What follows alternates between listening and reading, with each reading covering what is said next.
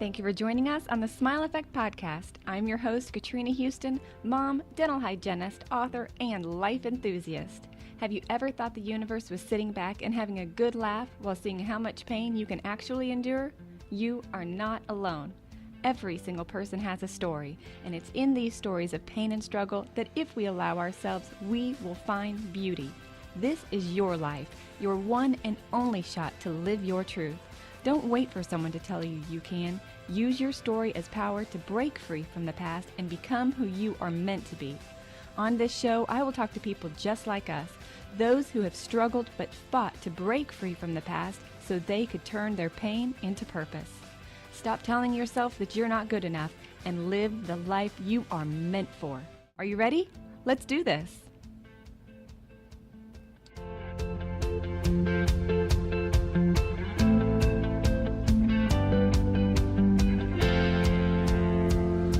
Christie is from the Native American Wampanoag tribe. This is the tribe of people that the Pilgrims met when they came to America, which to me is super cool. I don't know if anybody else likes to geek out on that kind of stuff like I do, but I just thought I would mention it and give a little bit of a backstory. Hi, Christie. Thanks for being here. I'm so happy to be here, Katrina. Oh, me too. Christie, you have a heart that is absolutely overflowing with empathy and love and service to others. I cannot wait to hear more about you. I'm so happy to be here and tell you more about this experience. You know, us meeting, it's because I was attracted to that same vibe that you give off. So I appreciate that. I can't that. wait to dig in. Yeah, we did kind of connect once the podcast went live. I mean, obviously I had heard your voice. I knew who you were from afar, but we finally got to connect recently, and that was awesome. And we have a lot of mutual friends. Yeah. What was it like growing up in a Native American tribe, and how do you think that it molded you? So I always describe it as it'll either make you or break you. And you have to be tough. There's a certain grit that you're born to and expected to have. And it's a good thing. Don't get me wrong. That's not like, a sob story. Just imagine that you're out playing with your cousins, you're digging for shellfish, the whole thing is, it's just like basic survival mode, if that's the way to describe it. So there's a lot of beauty to that. But then there's also a side that, man, you better toughen up and you better do it fast. Mm-hmm. So it's made me the person that I am today. Absolutely. What are some ways that you feel like that you had to toughen up growing up in that environment? Sure. So first of all, when you're in a Native American lifestyle, whatever today, is misunderstood. Growing up on the islands of Cape Cod and within a small town, there was the Native kids and then there was everybody else. And everybody else was always afraid of the Native community, like taking their land back or something like that. So you stuck with your cousins, you stuck with the people that you were most familiar with. And within that community itself, the adults kind of talk to kids in a kind of a tough way, I guess is the way I would describe it. And so when I was about 8 years old, I realized that I just wasn't going to take any stuff. I had an older person and when I say cousin, Katrina, everybody's my cousin, all right? So we could be talking like 25th removed, but my cousin, all right? An older man, a father, he decided to make me the object of bullying, using racial slurs to describe some of my facial features in front of everybody. And at that moment, I said, okay, either I have to defend myself or go home and cry. And I wasn't going to go home and cry. So I, 8 years old, this quiet little girl who hardly ever spoke, whose great-grandmother said, there's something wrong with this girl. She doesn't talk.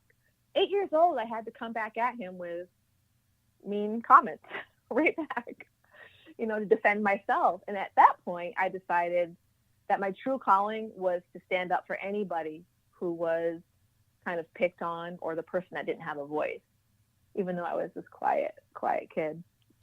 At such a young age, even now, though, adults struggle with that. How did you find the beauty in it, and how did you not let that situation make you become hard? Oh, well, it did. So Oh. funny, you know. It did. You know, Your Smiling Hygienist cracks me up, the title itself, because I wasn't always smiling, you know. At that young age, I kind of developed this tough girl. My family would oftentimes refer to me as the hateful one because I had no tolerance for foolishness, you know. It was excellence. That's all I wanted for me, for my family, especially the female. So when I say that, I became more focused on, I grew up in this matriarchal society to begin with. You know, the women just kind of ran things and the men were kind of more of a side note. But I became this, like, I have high expectations for myself and the female around me. And so I just didn't take any stuff. I had no tolerance for anybody who got caught up into certain things. And so when you had first described me as compassionate and empathetic, I kind of chuckled because that wasn't always the case. How has that changed your parenting style with your own children? Oh, well, I'm laughing because I'm still sort of that type A. I want excellence and I want the best. But I actually married a man who I would describe as taught me the balance of all of that. The tough girl, the compassionate girl, the mother. So when I deal with my children, you know, I too want them to still speak up for the little guy, like at school, say my oldest one has kind of developed this reputation of kind of standing up for the kids that are bullied, you know. That's awesome. I love that. But I still have this, come on now, you are who you are. It doesn't matter the color of your skin. Nobody owns the right to make you feel less than. Nobody. And if they're making you feel that way, know that that's all you. That's all you. So that's still a work in progress, though, Katrina. I'll let you know how it works out. Well, I love that you're raising your kids to be strong and not put up with people's nonsense and to love who they are. I told my girls, I said, you will never, ever be in more trouble in your entire life as if I ever hear about you bullying someone. Oh, right? They knew, because that was like the mom look and the mom voice, like, I will kill you. Right.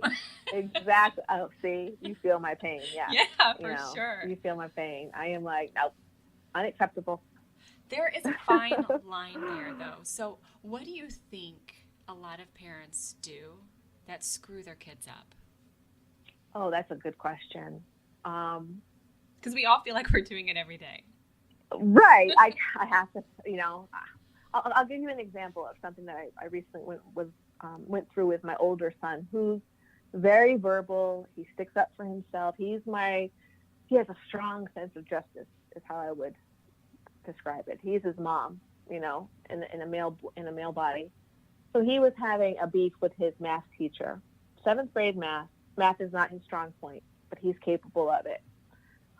He would rather be in the class debating with the teacher why he's not talking than actually just not talking and doing his work. Do you get what I'm saying? Like, yeah. He would rather put his energy into that. So they've been butting heads since the beginning of the school year, and I've been monitoring it, and I monitor it from afar because he's in 7th grade. And I have never been more proud of my son, even though the mother in me is like, just be quiet and get your work done. But he didn't, he just totally stood up for himself with his teacher. He reached out to his guidance counselor and asked for a meeting with the teacher and her. He wrote the teacher a letter basically saying, here's why I feel like I don't do well in your class. And at the long story, like this is like 2 semesters worth of drama, basically. I finally met one-on-one with the teacher. My husband had met with her earlier. And I just knew that I was not moving my son out of this class. he needed to understand not everybody will be your fan. Life is not going to give you the most perfect scenario for you to thrive, and you still have to do it. You still have to do it. So it's such a good lesson. Yeah, we'll see how it works. Yeah. Well, you know what? You may not reap the benefits for a few years, but he's definitely learning a lesson. Wow, that's a big step for him to make an appointment with a guidance counselor and to be able to put into words with his teacher why he's not succeeding in her class. And adults can't even do that. I know. I did that with an algebra teacher in college, and I am horrible at math, like horrible, okay? I'm bad at math. And I told him, I said, listen, not everybody has the same learning style. And wow, that is incredible that he could do that at such a young age. Way to go. Oh, yeah. Yeah. Well, you're definitely not screwing your kids up. Well, I hope not. Do you think that human morality is learned or innate? I think it's a little bit of everything. You know, I was just talking to a friend today. I think as parents, we have to have real conversations, adult conversations with our babies, basically. If my son or my daughter ever feel anything question about morality, I want them to freely feel that as if they can come to me or their dad and just talk. My husband and I work really hard at having open conversations about everything, because guess what? They're exposed to everything sooner than you know. And my biggest fear when it comes to any of that is just keeping the lines of communication open, knowing that they are loved no matter what their challenges are, no matter what their questions are, no matter what their feelings are. They are loved. I know that you have been open with struggling with postpartum depression as well as some miscarriages. So many people, including myself, have lived through something like this. How is it that you maintain such a grateful heart and not get caught up and stuck in the negativity of it, because it's such a difficult thing to go through? So for me, I'm a person who likes to know why I feel the way I feel and understand it. So giving myself the space and the time to figure it out, and knowing that it's okay to feel sad, it's okay to not feel 100%. That's actually very human. It's just taking that time. And I have high expectations for myself, by the way. So if I don't understand why I feel a certain way, that also almost makes me feel worse, if that makes any sense. But if I can say, oh, I feel this way because I just had a baby and this is normal, then I can just get through it. But if I can't pinpoint why I feel a certain way, that almost drives me crazy. What are some ways that you dealt with your postpartum depression? So I'm a creative person, always. I don't think I've even talked a little bit about how crazy I am when it comes to making things. So I would start to create stuff, whether it was I make moccasins out of deer skin. So I had started making moccasins for my daughter and hand beaded moccasins. Taking the time with my daughter, I would go upstairs, because that's the only child that I really had the postpartum depression. I would literally just look at the clock and say, okay, it's my time to go upstairs with the baby. So for whatever reason, I always wanted to be with her. And I'm just going to go cry now. Bye-bye. But taking that time and just doing it, and people around me didn't always understand. And it lasted about 2 to 3 weeks for me doing that. And, family members would look at me like, are you okay? And kind of makes you feel like an alien. But I was quite confident at what I was feeling And I had told my husband, if after 2 to 3 weeks I don't look better, we need to go to the doctor. I was very open about it and confident about knowing myself.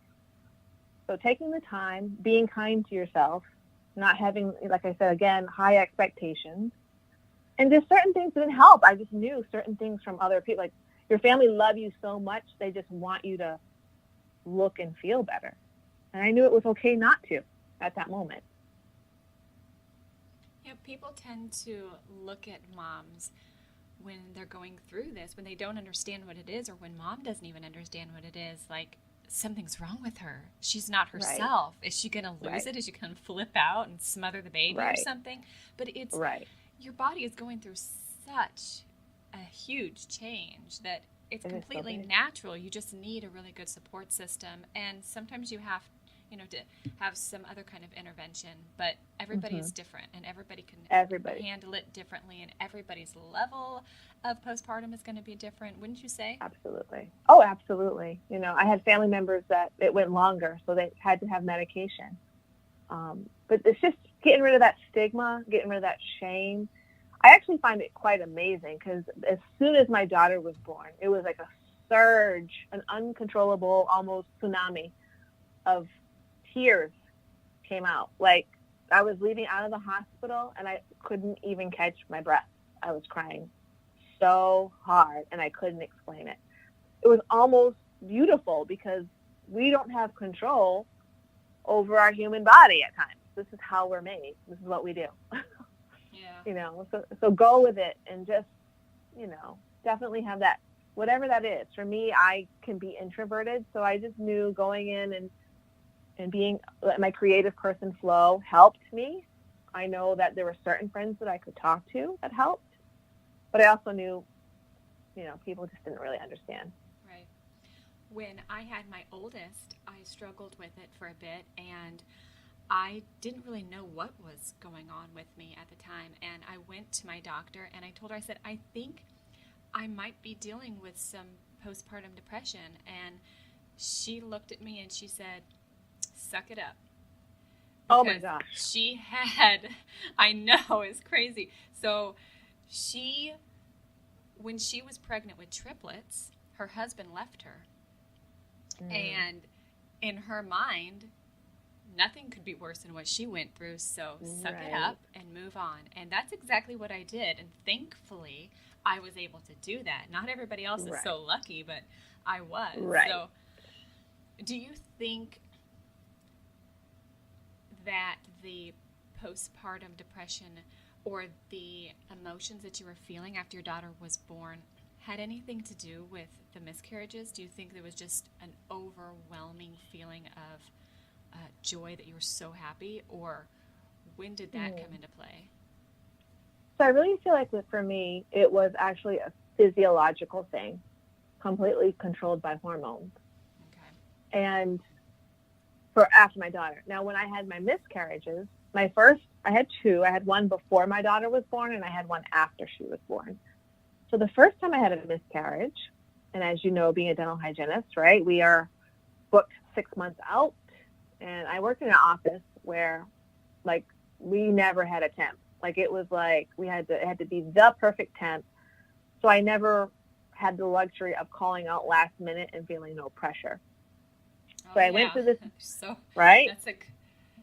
That's so many hygienists out there for sure. Yeah. So I go through this miscarriage, and mind you, I was late going to the doctor to even confirm. So I made my first OB appointment when I thought I was like 12 to 13 weeks, because, when you have kids, these doctor's appointments when you're pregnant almost come too often. You're like, I don't have time for this. Oh my God. Whereas number one, you're like, oh, let me go to everything and document it. Not when it's number 3. No. Right. So anyway, I was late getting there. And, so I had already started telling my patients that I was having yet another baby, because I felt like I was far enough along. I had no unusual symptoms. My stomach was starting to show. And, everybody was informed. So I go to my first appointment, and they're basically, my husband was late. So he was meeting me there. I'm there by myself. And they're like, no heartbeat, sorry. It was a shock to me. It was a complete shock. And I did what I always do. I handled it with composure and like, okay, so how are we going to get through this? Like I went into pure like thought mode. My emotions did not get the best of me until later when it kind of hits you or sinks in. I had a harder time dealing with it with the first one because my heart was already in it. You know, I was telling people, I was excited, and people just say the strangest things out of compassion, out of trying to make you feel better, you know. So it was afterwards, the healing process. It was, when are you coming back to work? And it's like, well, gee, it's only been 2 days since I had my DNC. My heart is still kind of broken. Like it was like people just expect you, or at least it's for the better.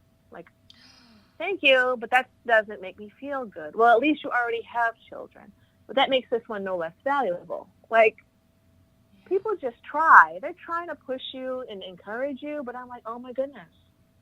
Is this what you tell people? Because this is horrible.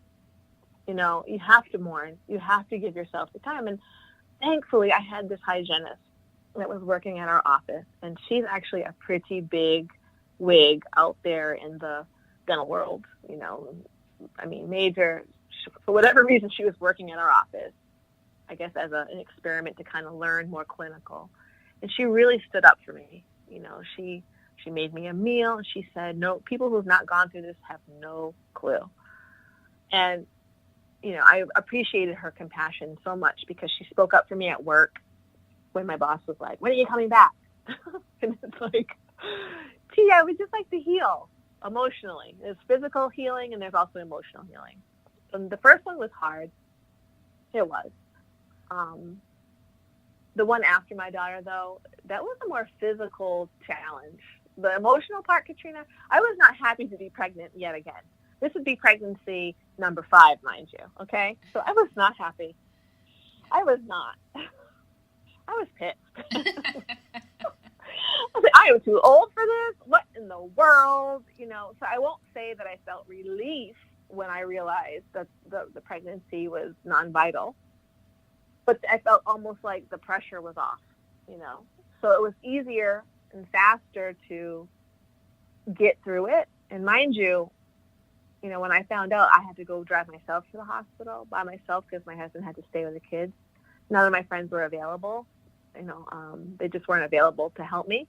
So I had to drive myself to the hospital, have the surgery, and kind of wait for my husband to come pick me up. So you knew this one was happening? Yes, I started bleeding.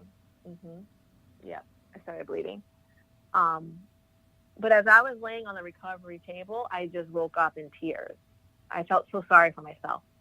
I don't know if it was the drugs, you know. So you know that effect, like after you have your wisdom teeth removed, like all those crazy videos. Yeah. I don't know if it was that, but I woke up and I just remember feeling so sorry for myself.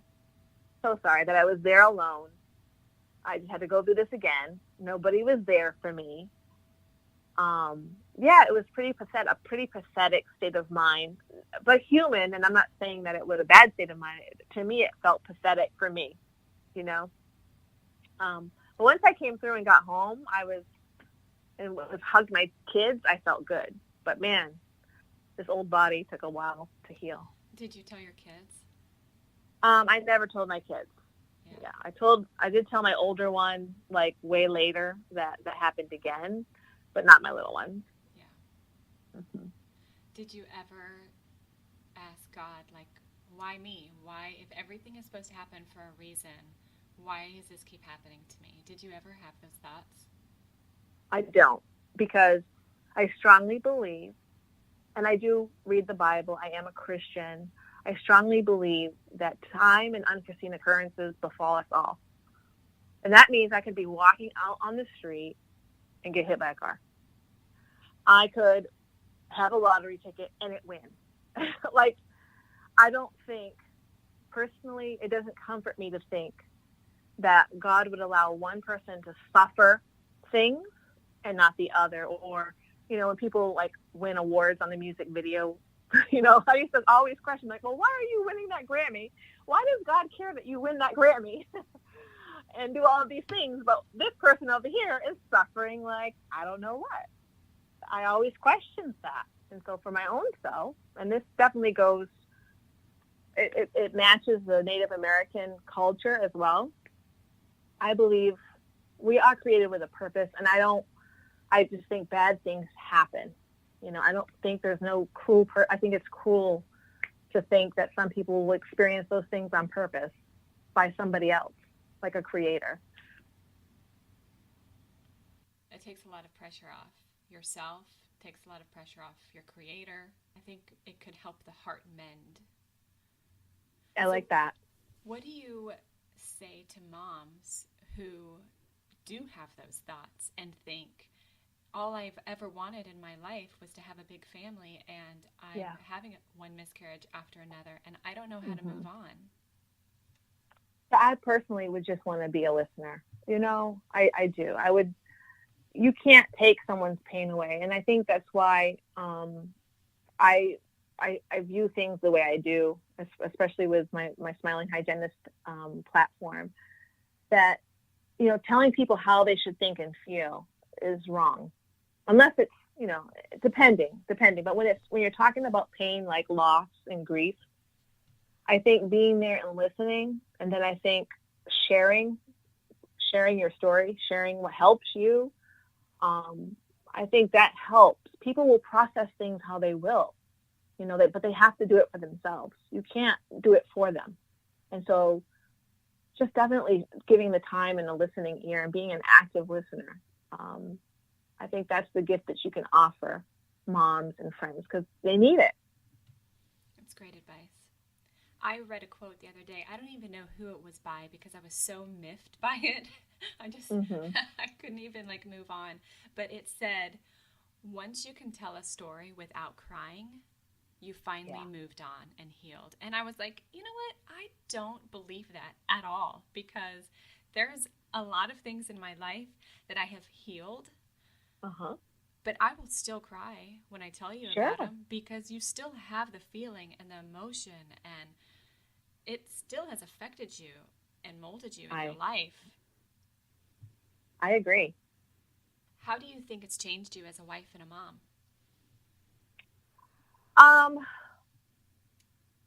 Being a mother and a woman,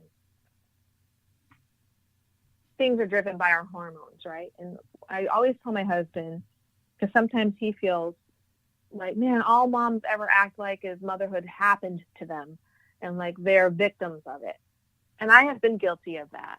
I have been guilty of, well, at least you get to, or at least you don't have to. Guilty as charged. But that's our right to be able to complain. Exactly. And the thing that I want to impress with my husband that I have, it's not that I don't think you have feelings and concerns and stress, and that you didn't lose when we had miscarriage, that you didn't lose out and have your feelings affected as well. I also have to deal with physical changes and physiological chemical changes. And, I just remember after I've had a kid every 3.5 years. So I've had a toddler for the last 8. That alone creates the whole heart. You need some wine, girl. Exactly. That alone changes you. That alone. Now you add in loss or the depression and just the changes that you go through. So it's just recognizing that you change and that tomorrow will be better. A couple years will be better. And that kind of always pushed me. I'm like, Christie, give yourself 2 years after having a baby before the fog starts to settle a little bit. You have such a positive outlook on life. Do you still go through dark days? Oh yeah, absolutely. I'm in my 40s. That's like dark decade. Oh, jeez, I'm right behind you, girlfriend. That is this has been such a transitional stage for me, Katrina. I also am very empathetic now. So I went through that phase of tough girl, like, I'm not taking anybody's stuff. Like, you didn't get an A+ in that class? What a loser. I was like this unrealistic, come on, anybody can do this. I was your biggest cheerleader, but, this tough girl, to now this like completely like, oh my God, they didn't graduate high school. Oh, because their mom would tell them they're ugly every day. I would cry, right? So now I do have to, sometimes I just soak it in so much. You know, I was watching a documentary about a singer during the civil rights movement, Sam Cooke. You know, I was watching his documentary on Netflix, and I literally cried for 2 days. For 2 days.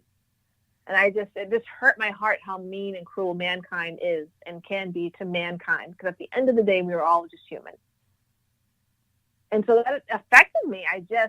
So I don't know if that meant I was hormonally going downhill from, you know, the next day. I don't know. But I literally didn't want to do anything but just listen to his music and think about all the people. And, you know, I just cried and cried. My heart hurt. Like my chest literally hurt. So I don't know if I would describe that as a dark day, but it definitely wasn't a day that I'm like, yay, smile. I think our body, as well as our emotions, we go through like seasons. So sure. There's some days you're going to be on cloud nine, you're doing great. The next day you're going to be crying because you watched a movie that drastically impacted your life. Sure. But that doesn't mean, you know, you're not a positive, happy, empathetic person. It just means that maybe there was a lesson that you were supposed to learn from that, and take that lesson and use it and move on. Yes, I agree a lot. Mm-hmm.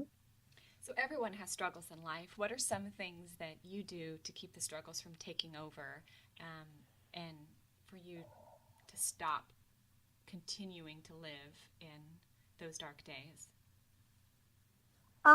You know what's interesting, Katrina, is some of the memories that I've had from my childhood haven't come into my mind until recently. And so I like to study them.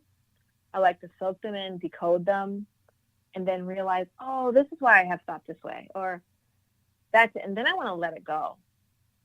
You know, let it go.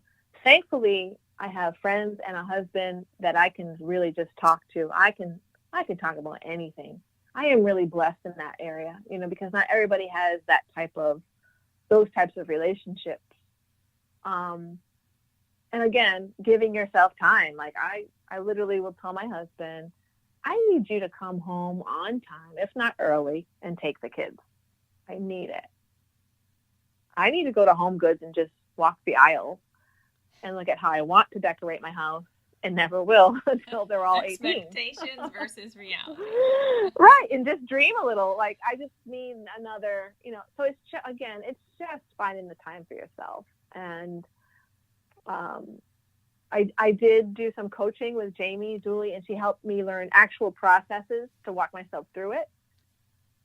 I have always been the person that could coach myself into some degree, but she actually taught me almost formulas or exercises that are a good, simple, streamlined way to get down to the root of why I'm feeling a certain way.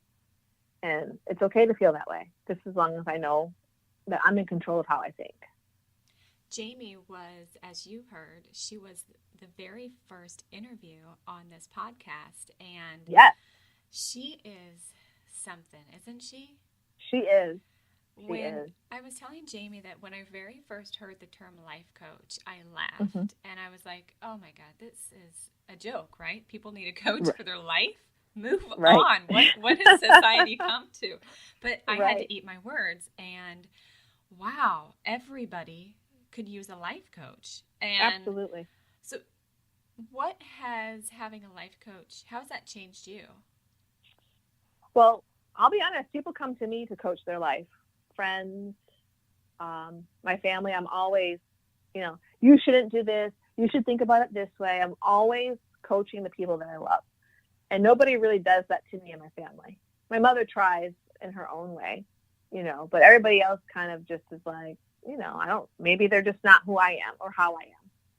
So having someone that I can go to and they can give me the pointers, oh my goodness, that was such a relief. such a relief, because it's like, okay, I'm not crazy.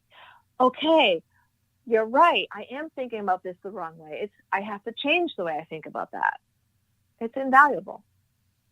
Yes. And it's not like talking to your husband and telling him your ideas and then him trying to fix all of the problems that you're talking Right. about. Right. Greg and I just had this conversation. I think it was yesterday. I said, I'm just having a conversation with you. I don't need you to fix my problems. I just want you to nod your head and say, okay. Exactly. Exactly. So tell us, why did you start your Smiling Hygienist? Oh, well, I told you that it helped me with the whole postpartum phase, right? So I started that after the birth of my daughter. She was about going on 2 when I started that. I had already had my second miscarriage, and I had to leave my permanent job that I had been at for like 15 years. I had to leave that so I could support my family at home more. So I started to just dig into the creative side of dentistry. And can I just tell you how creative dental people are, especially dental hygienists, only because I happen to be around them. I mean, look at yourself, what you've created. Look at all the different things that dental hygienists are doing, right? Right. So I was just sitting home, bored, a little bit sad still, and like, oh, I have all of this stuff that I want to share with my patients, the conversations that I would talk about. So I decided to turn or create a blog called Your Smiling Hygienist. And my heart goal was to promote dental hygiene, but to the general public, right? It wasn't like intra-professional. It was more for the public. And so I just wanted to talk about the things that I would talk about with my patients for anybody who ever would ever find it. And that's how it started. But it took a shift for me. It took a shift because now that I was a blogger and I'm on social media, because I wasn't on social media like that, I was seeing more and more like, pretty Instagram posts, like pretty posters made about smiling more and your smile is your best asset and all of these things to promote smiling, which are true, by the way, because even if you just put on a funny video and laugh, it just creates such a good feeling inside of you, even if it's temporary. But I saw all of this and I'm like, oh man, what I saw in clinical practice, I could tell when my patients were struggling with something like mentally, like depression or just a tough phase, because I would see their home care just dip down. I would just see things about their self-care that changed, whether that be an actual physical condition, like a disease or a health condition, or maybe they're going through a tough phase in life. Like I had some patients whose marriages just broke up all of a sudden to their surprise. And they're still coming in and I'm like, this is not like them, like I'm used to seeing. So I came up with this thing in my heart, like there's so much more to smiling than bleaching your teeth, straightening your teeth, or showing a beautiful smile. There's so much more to it. There's so much more mental power behind it. Some people use it as a cover, to real pain. And so, of course, the empath that I am, I'm like, oh my God, how do you really help a person who might be struggling and coming across the social media feed? So that kind of started me thinking, like, oh, I just want to do something to talk about that more. And then I came across some fancy sneakers. They were over $200. And I just had to have them. And they had a smiley face on them. And I loved them, right? And I thought, man, wouldn't it be nice if certain, like, smiley designs, these designs that are used to, like, promote the idea of smiling, wouldn't it be nice if it actually helped a person, actually either gave back or helped them in some kind of a way? And that started my wheels turning because I like to design. I like to create things. And so that's when I turned it into more of a product-based business of creating smile designs. So they're not all smiley faces. Sometimes there's the word smile infused, or sometimes it's just promoting a kind heart because there is more happiness in giving and than receiving. I have felt that so many times. But promoting that ideology, and then on my end, for my own fulfillment, saying, okay, now I can donate a little to this organization that helps victims of trauma fix their teeth, because if they're entering the workforce again and their grill is all busted up from abuse, that's a stigma that they don't feel comfortable about. There's programs to help people like that. What organization is that? So that's a Give Back a Smile. Give Back a Smile organization from the American Academy of General Dentistry. So they help anybody, male or female, who are victims of trauma that have damage to their mouth. They fix their smile for them. Are these people who have been victims of domestic violence? Yep. Yeah. Yes. Yep. And how did you connect with that organization? So I had a dentist. I did some temping, and he would do work for them as well. He was one of their providers. So I first heard about it through him. And then I just thought about it, like, who would I want it to fix. I want the money that I donate to go to an organization that's doing something to fix a smile. And like, who would I go to? And I didn't want it to be just female. I wanted it to be anybody who qualified. Because, by the way, domestic violence is not always men against hitting on women. Sometimes it's women hitting on men. Yes, that's true. So I just wanted something that I could say, hey, this design that I created. So for Give Back a Smile, I came up with the term smiling warrior, because it takes such strength to overcome things and then still have the ability to share your smile. That takes strength to me. That's that is exactly amazing. What this podcast is about. You're like my Exactly. soul sister. That's why we found each other. I'm like, Katrina, yes, this is it. This is it. Oh, I love you so much. That is wonderful. Yeah. So the proceeds do you have different organizations that the proceeds go to? Okay. Yeah. So I did start, my very first one was for Smiles Across Montana. That is, I don't know if you know Crystal Nelson and Kara Reck, who started a nonprofit to go into like the mountains of Montana and help remote like reservations, set up preventive care for kids on some of the reservations out there. So of course that spoke to me. So I created one for them. And then we have Smiling Warrior for Give Back to Smile. And then of course my girl Alicia Marie, she told me one day, I have this idea, Christy. We go to these dental conventions and we have so many things that are left over. Like, why can't we disperse these extra oral care products and food into the communities experiencing homelessness in the areas of these very large dental conventions? And that's when Hygienists for Humanity were born. Through Alicia's idea of like, oh, we could just do so much more than just coming to these areas, celebrating dentistry, getting samples, and then going home. So I designed a shirt. An impromptu interview with her on my other show, The Molar Report, when I met her in Springfield, Missouri. And wow, what an angel she is. Oh, yeah. She's amazing. So you designed her shirt? So I designed Smile for Humanity. You did? So So that's on my website, and that helps Alicia's organization. So that's Smiling Hygienist 1.0. I'm looking for 2.0, and I think you and I discussed that a little bit, and I won't go into too much detail about that because I'm still formulating it, but I want it to do more than that. I do. I want it to be more than just making donations to organizations. I do want to have a local impact and maybe even allow other people, hygienists especially, either if they want to do it themselves and just teaching them how to, spreading that whole idea of smiley things to help real life smiles. We're going to have to collaborate. I would love it. Yeah. We're just going to, you've been brought into my life for a reason. You're in this. Yes. It's all about smiling and having a real smile, not just a fake one. Smile for real. Absolutely. Wow. Your heart is just gold. Oh, I hope so. I'm trying. So every product on your website,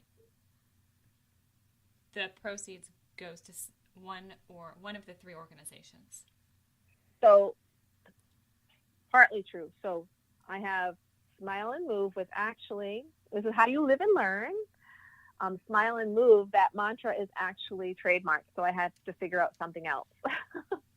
You jump into these things sometimes not really investigating, you just make, and you're like, oh, okay, that's intellectual property, I think is the term. So I can't use that. So for Montana, I have to create something different.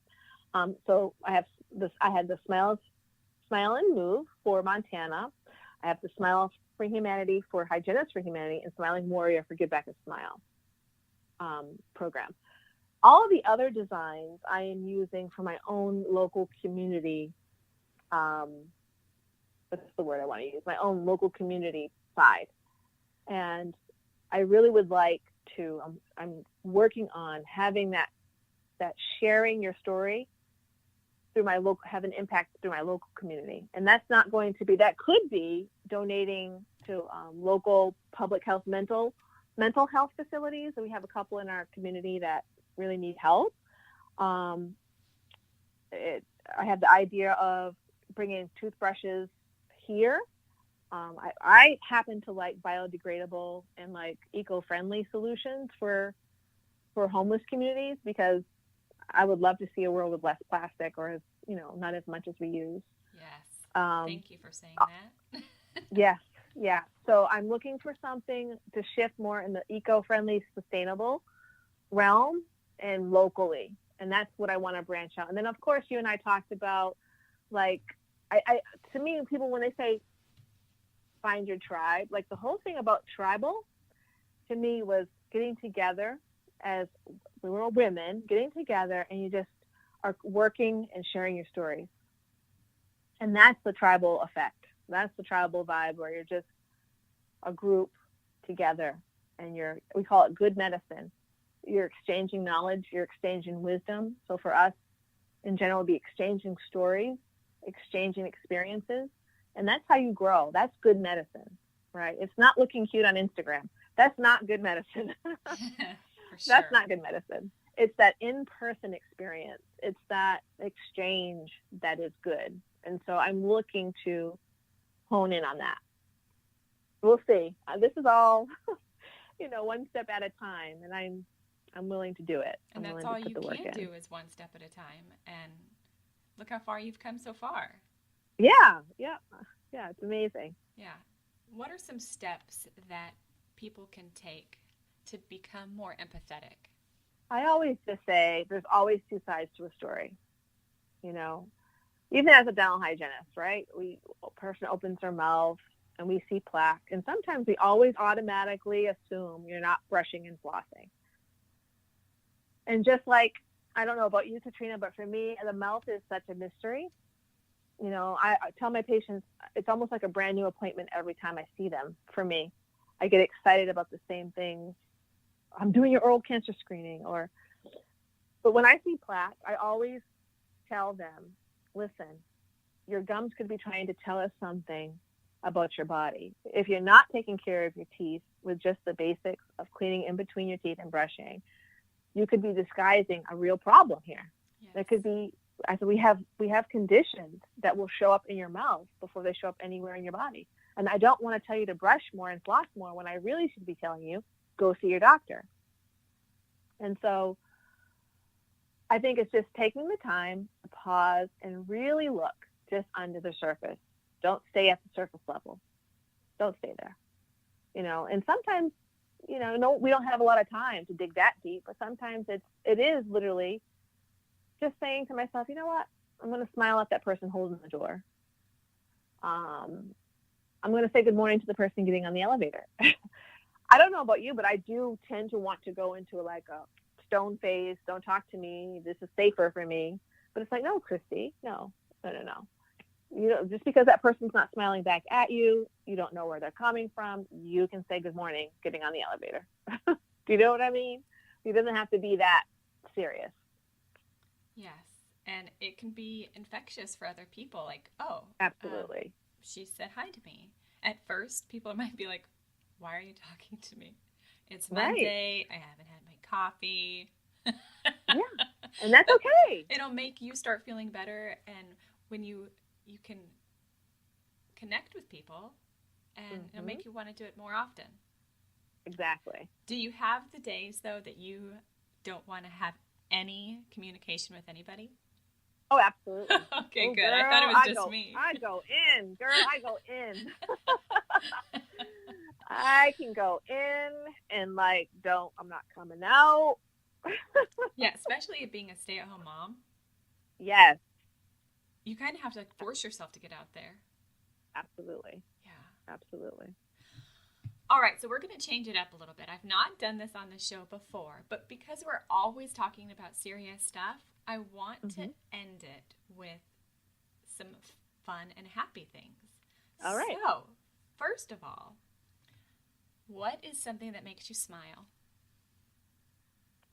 Dancing. Ooh. Music. Okay. Oh, yeah. What kind of dancing? So I grew up always taking dance, ballet, and when I was in college, I got into modern dancing, and that was studying the history of a subject and then incorporating that into a dance piece and having to perform that.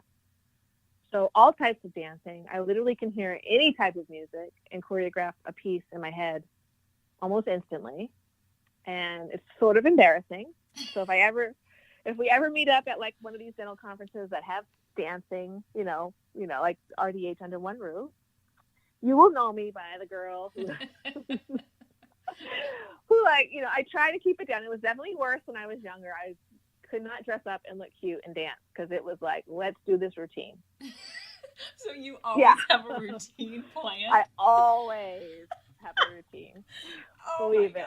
I have to get in front of you in real life. Yes. So do you? Yes. So you prepare ahead of time? So it's automatic. It's not even like I can stop myself from preparing. It's like, okay, when I hear this song, this is the dance that I will do. Oh my gosh, I love it. I can't even stop it. Well, I will tell you a secret. I have not done this, but in my head, I rehearse karaoke songs for if I'm ever at a karaoke place. These are the songs I will sing. I love it. Yes. Tell me one, Katrina. Can you tell me one? Yeah. So, my number one, because I sing it to my girls. I've sang it to my girls every day since the day they were both born. Patsy Cline, When I Go Out Walking. Oh, yeah. Yes. Yeah.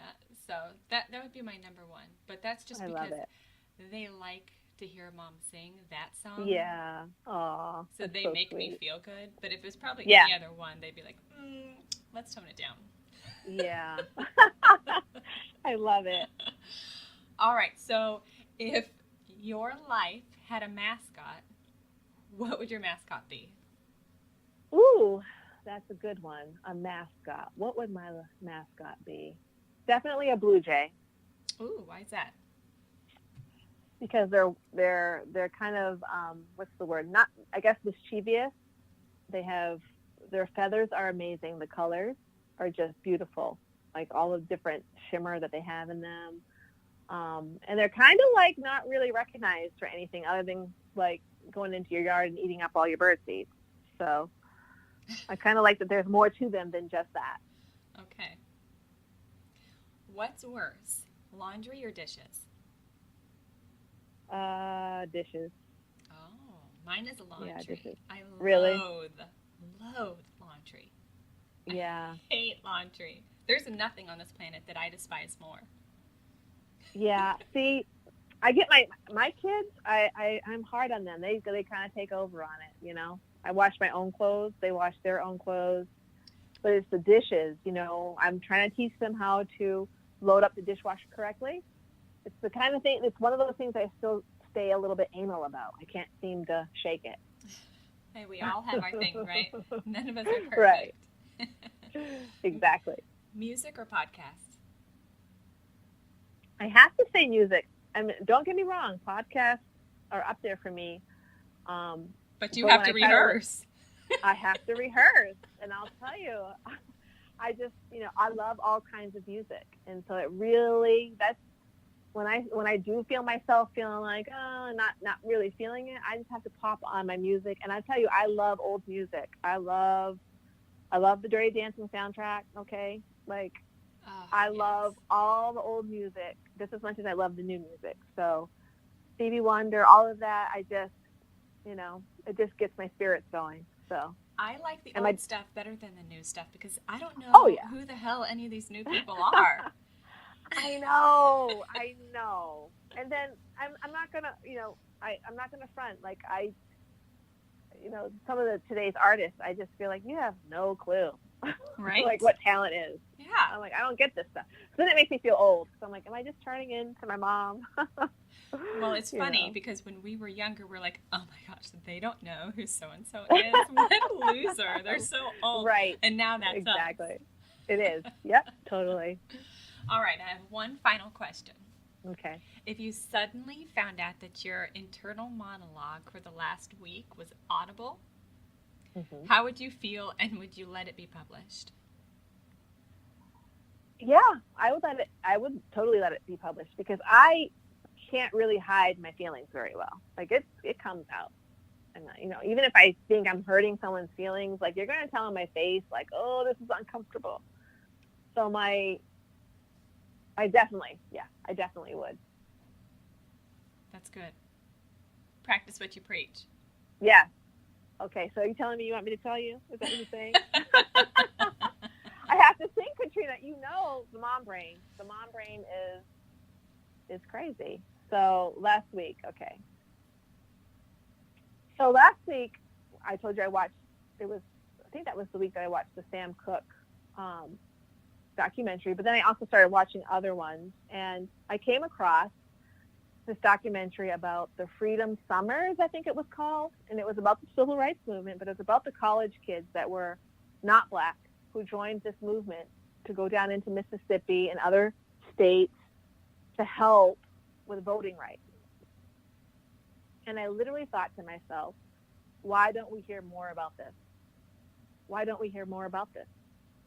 When we don't celebrate these unknown stories that just touch my heart so much. And I had a patient who actually was part of that. She actually went down to the South in the summertime of her college. I forgot which year she was. And just the bravery and the love that was shown by people. Sometimes you think your struggle is your only struggle. So you can think a civil rights struggle is only, an African American struggle. But to see these young white college kids know that their life was in danger and to go down south, I was just like, man, why don't we see more of this? Why don't we celebrate more of this spirit? Right. That was what I was thinking. I'm going to have to pull that up and check it out. Yeah. It was on I believe it was Netflix. Netflix is where I usually find all the good stuff. All right. Where can our listeners find you? So I do have a website, yoursmilinghygienist.com. That's my platform. I love Instagram. That's probably social media wise where you would find me the most. Facebook is very, very hard for me. So I'm on there. I'm on there, but I'm not on there, if that makes sense.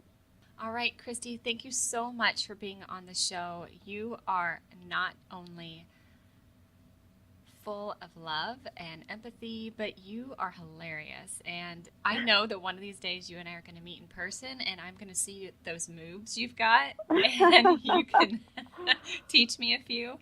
But I can't wait for the listeners to hear this episode and for them to reach out and connect with you. Thank you for having me, Katrina. And please, let's do a duet, karaoke style. Oh, yes. All right. I say Guns N' Roses or Bon Jovi. Either one of those, I'm good. I'm going to have to rehearse for sure. Okay. How amazing is Christie? Oh, I'm so grateful she took her time to be with us. So all of the links to her social media and her website will be in the show notes. Feel free to reach out to her. You can shop her online store and also go check out her podcast, Mom Jenness with Jasmine Haley. Until next time, keep smiling.